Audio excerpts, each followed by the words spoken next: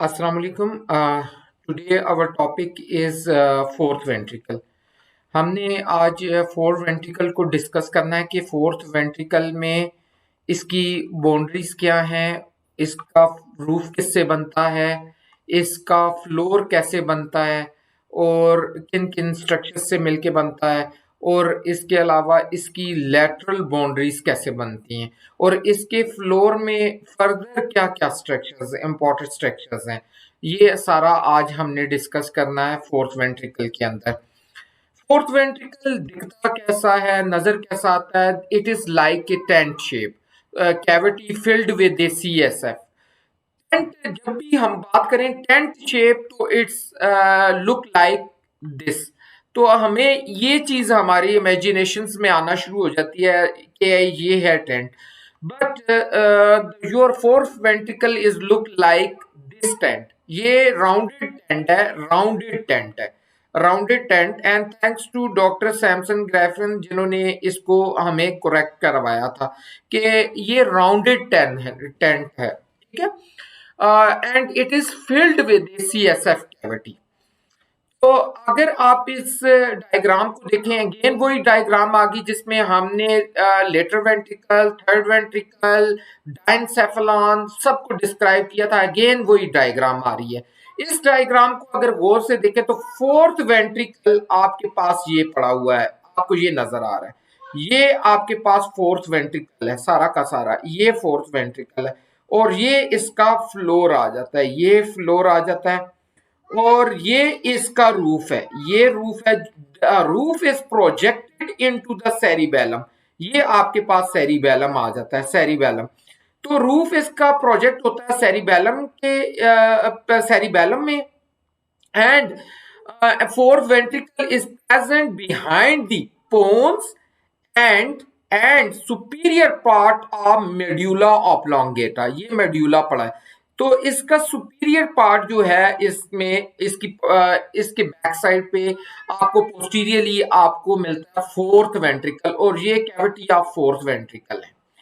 तो इसके साथ साथ हमें ये भी पता होना चाहिए कि ventricle is always lined with the ependymal sales. और एपेंडाइमल सेल्स को हम ऑलरेडी डिस्कस कर चुके हैं डिटेल में कि वो ग्लायल सेल्स हैं। Fourth ventricle is situated interior to the cerebellum, जो आपको बता दिया गया है, the posterior to the pons and superior half of medulla oblongata. अगर आप लास्ट डायग्राम में जाएं तो आपको नजर आ जाएगा the fourth ventricle is present interior to the cerebellum, this is the cerebellum, and posterior to the pons, ये पोन्स है और ये मेड्यूला ऑब्लोंगेटा है। तो इसके पोस्टीरियरली प्रेजेंट है आपका फोर्थ वेंट्रिकल।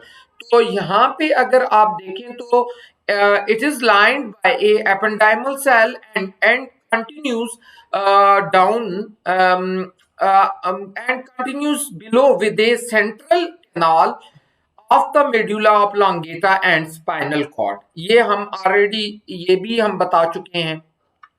बाउंड्रीज में आप देख लें तो आपको इस डायग्राम के अंदर particularly floor of fourth ventricle नजर आ रहा है और साथ रूफ नजर आ रहा है। और रूफ का ये अपर पार्ट है और ये रूफ का इंफीरियर पार्ट है या लोअर पार्ट है, ठीक है। और लेटरल बाउंड्रीज अगर आप सेरिबेलम को हटा देंगे, ये सेरिबेलम आपने रिमूव किया, रिमूव करके आप देखेंगे तो आपको इसकी लैटरल बाउंड्रीज नजर आएंगी। लैटरल बाउंड्रीज में आपको क्या क्या मिलता है? आपको एक स्ट्रक्चर ये पड़ा हुआ मिल रहा है लैटरल बाउंड्रीज में, ये स्ट्रक्चर आपको मिल रहा है और एक ये वाला स्ट्रक्चर मिल रहा है। What are these two important structures? These are number one, superior cerebellar peduncle. This is the superior cerebellar peduncle, and this one is the inferior cerebellar peduncle। और आप इसको बड़ी इजीली डिवाइड भी कर सकते हैं। कैसे? आप ये बता सकते हैं lateral wall, cranial part of जो लेटरल वॉल है इट इज फॉर्म, क्रीनियल वो पार्ट जो ब्रेन की तरफ है और कार्डल वो पार्ट जो टेल की तरफ है। तो cranial part of lateral wall of fourth ventricle is form by superior cerebellar peduncle. और इसी तरह caudal part of lateral wall of fourth ventricle is formed by the inferior cerebellar peduncle. Next पे अगर चले जाएं तो आपको सेम वो चीज बता रहा है कि इसकी कितनी बाउंड्रीज है। लेटरल बाउंड्रीज दो हैं, राइट और लेफ्ट दोनों साइड पे होंगी, रूफ है एंड रोम्बाइड शेप फ्लोर है। तीन इसकी बाउंड्रीज हैं इंपॉर्टेंट। तो आपके पास आ जाती हैं दो लेटरल बाउंड्रीज, सुपीरियर और इंफीरियर पेडंकल्स इसमें आ जाते हैं। तो आप लोग ऑलरेडी डिस्कस कर चुके हैं इसको। यहाँ पे अगर आप आ जाएं रूफ पे, तो रूफ पे आप देखें तो रूफ किस चीज का बना हुआ है। रूफ को हमने पहले बता दिया था कि आपका roof projects into the cerebellum, cerebellum के अंदर प्रोजेक्ट हुआ है। और यहां से हम स्टार्ट करते हैं, रूफ का बिगिनिंग यहाँ पे है और एंड पॉइंट ये है। तो इस पॉइंट को हम गौर से देखते हैं कि ये क्या क्या है। हमने सेरिबेलम को अगेन हटा दिया। हटाने के बाद हमने क्या देखा कि यहाँ पे मीडियली रूफ बनता है, superiorly it is formed by a superior cerebellar peduncle and mid में कनेक्शन है between the superior cerebellar peduncle of opposite side. दो ऑपोजिट साइड के पेडंकल्स को आपस में कनेक्ट कर रहा है। This is the white matter sheet, this is called as a superior medullary velum, superior medullary velum है। इसी तरह नीचे वाली साइड पे ये तो फ्लोर का अपर साइड आ गया। अब नीचे रूफ का अपर साइड आपने डिस्कस कर दिया, सुपीरियर मिडिलरी वेलम। और नीचे वाली साइड पे यहाँ पे इंफीरियर मिडिलरी वेलम आएगा। तो inferior part of roof is formed by a inferior medullary velum which consists of a thin sheet lacking of nervous tissue, devoid of nervous tissue and is formed by, अगर nervous tissue नहीं है तो क्या है वो ventricular ependymal cells है। It posteriorly covered by a pia mater. This part of roof is pierced in the midline by a large aperture. Large aperture है इसके अंदर, large opening है, that is called as a medial opening or medial aperture. This aperture is called as a foramen magendi. इस aperture को foramen magendi कहते हैं। This is your inferior medullary velum, ठीक है, inferior medullary velum आपके पास ये आ रहा है, ठीक है। और इसके अंदर आप अगर गौर से देखें तो you found a median aperture which is called as a foramen Magendie, foramen Magendie इसके अंदर है। तो इसी तरह आप देख लें फोरामेन मेजेंडी आ गया, इसी तरह फोरामेन लुश्का आ जाएगा। ये आपसे अगर कोई पूछे तो फोरामेन मेजेंडी की पोजीशन क्या है तो आप बता सकते हैं बड़ी इजीली कि ये फोरामेन मेजेंडी रूफ जहां से स्टार्ट होता है इंफीरियर पार्ट में, अगर आप देखें तो वहां पे इंफीरियर मिडिलरी वेलम है। Inferior medullary velum is formed by a non neuronal cells thin sheet. इसके मिड में एक लार्ज एपर्चर है, that is called as a median aperture और फोरामेन मेजेंडी। इसी तरह there is a foramen Luschka, जो lateral recesses भी हम जिन्हें कहते हैं, lateral recess of fourth ventricle, lateral aperture भी कहते हैं, लेटरल फोरामेन भी कहते हैं। तो ये आप देख लें ये फोरामेन किस लेवल पे प्रेजेंट है, ये आपको नजर आ रहे हैं, ये फोरामेन ये किस लेवल पे प्रेजेंट है, ये दो हैं लेटरल। तो यहाँ पे आ जाता है लेवल मेड्यूला ऑब्लोंगेटा का, मेड्यूला ऑब्लोंगेटा के लेवल पे ये लेटरली प्रेजेंट है। तो ये क्या होता है यहाँ पे अगर आप देखें तो ये कहता है lateral recesses extend laterally around the sides of medulla oblongata, उसकी साइड्स पे हैं, दोनों उसके साइड्स पे, और वहां पे ओपनिंग दे रहे हैं, opening interiorly as a lateral opening of ventricle और foramen Luschka. Thus, the cavity of fourth ventricle communicates with a subarachnoid space through a single median opening. क्या नाम है इसका मीडियन ओपनिंग का? Foramen of Magendie. और two lateral apertures या recesses, क्या नाम है इसका, foramen of Luschka. These important three opening permit cerebrospinal fluid to flow from the ventricular system to the subarachnoid system. जहां पे उसने जाना है, सीएसएफ ने जहां पे जाना है, बेसिकली ये वहां पे उसको लेके जाने में मदद करती हैं ये तीन फोरामिन, दो लुश्का और एक फोरामिन मेजेंडी।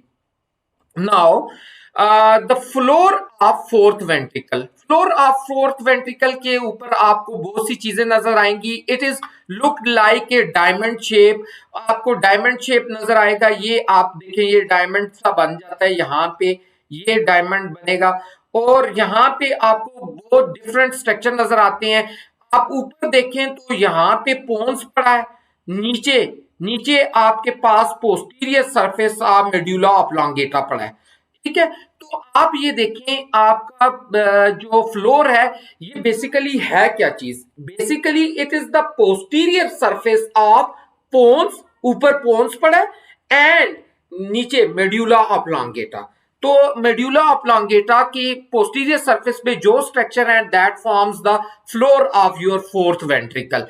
तो हम वन बाय वन चीजों को डिस्कस करेंगे. मिड मिड में एक सल्कस आपको नजर आ रहा है जो इस फ्लोर को दो इक्वल हाफ में डिवाइड कर रहा है. ये जो सल्कस है, this sulcus is called as a median sulcus.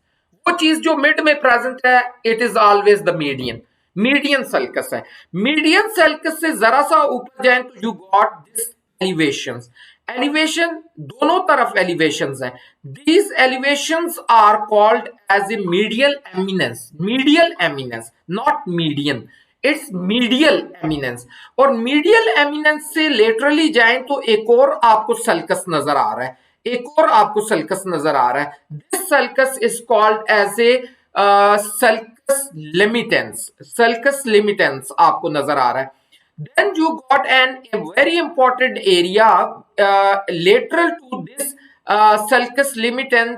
There is an important area that is called as a vestibular area. Vestibular area नाम से पता चल रहा है consisting of vestibular nucleus.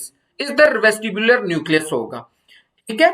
Then we have a facial colliculus. ये आपके पास दो swelling नजर आ रही हैं आपको. फ्लोर ऑफ फोर्थ वेंट्रिकल में आपको दो स्वेलिंग नजर आ रही हैं राइट और लेफ्ट साइड पे. That is called as a facial colliculus. और ये फेशियल कोलिकुलस नाम से पता चल रहा है फेशियल नर्व की वजह से बांध रहे हैं. ठीक है. Now the diamond shape floor और रोम्बाइड फोसा भी इसे कहते हैं. Form by the posterior surface of bones, already discuss कर चुके हैं. Cranial half of medulla oblongata. The floor is divided into the symmetrical half by a median sulcus. जो हम डिस्कस कर चुके हैं, ये आपके पास मीडियन सल्कस आ रहा है, ये मीडियन सल्कस आ रहा है और इक्वल सिमेट्रिकल इक्वल हाफ में इसको डिवाइड कर रहा है. तो आपके पास ये चीज आ गई. And on each side of this sulcus there is elevation called as a median eminence. Median eminence आपको ये नजर आ रहा है एलिवेशन, ये एलिवेशन मीडियन एमिनेंस आपको नजर आ रही है. ये आपकी टेक्स्ट बुक की डायग्राम है. which is bounded laterally by another sulcus that is called as a sulcus limitans. तो सल्कस लिमिटेंट कहां पे है, आप अगर लेटरली देखें तो यू गॉट ए सल्कस लिमिटेंट. ये आपके पास सल्कस लिमिटेंट आ गया, ये आपके पास सल्कस लिमिटेंट आ गया.